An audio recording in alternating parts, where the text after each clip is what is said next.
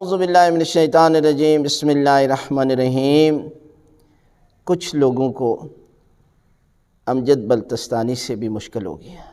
کہ اس نے جو قصیدہ مولا علی کی شان میں بیان کیا اور اس نے جو چند منقبت پڑھی ہیں اس میں مولا علی علیہ السلام کے فضائل ہی اس نے بیان کیے، اور کچھ لوگوں کو یہ پسند نہیں آیا، اس لیے کہ ان لوگوں کو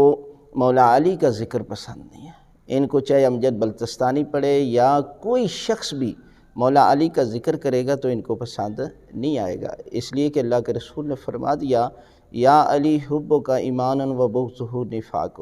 اے علی تیری محبت ایمان ہے اور تجھ سے بغض رکھنے والا ہی منافق ہے۔ یعنی منافق کی پہچان کے لیے اللہ کے رسول نے ایک اصول بتا دیا کہ اگر منافق کو پہچاننا ہو تو کوئی دنیا کی طاقت نہیں جو ہے وہ اندازہ کر سکتی، صرف علی کا ذکر ہے۔ علی کا ذکر کرو، منافق جل جائے گا،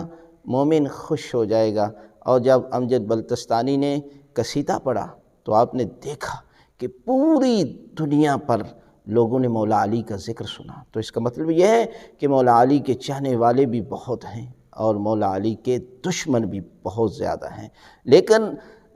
خدا کی قسم 70,000 ممبر 100 سال تک مولا علی کے خلاف استعمال کیے گئے، لیکن آج پوری دنیا پر مولا علی کا ذکر ہو رہا ہے۔ حضرت امام حسین علیہ السلام کی عزاداری بنائی جا رہی ہے، لہذا دشمن ہر دور میں کوشش کر رہا ہے کہ اہل بیت کا ذکر مٹا دیا جائے، لیکن یہ خود مٹ جائیں گے۔ اہل بیت کا ذکر پروردگار نے خود وعدہ کیا ہے، اور امام شافعی کے جملے ہیں، اہل بیت تمہاری فضیلت کے لیے ایک ہی جملہ کافی ہے، جو بھی نماز پڑھتا ہے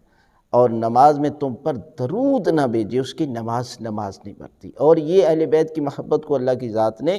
لوگوں کے دلوں پر واجب قرار دیا ہے، یعنی یہ نماز، روزہ اور حج، زکوٰۃ کی قبولیت کے لیے شرط ہے اہل بیت کی محبت۔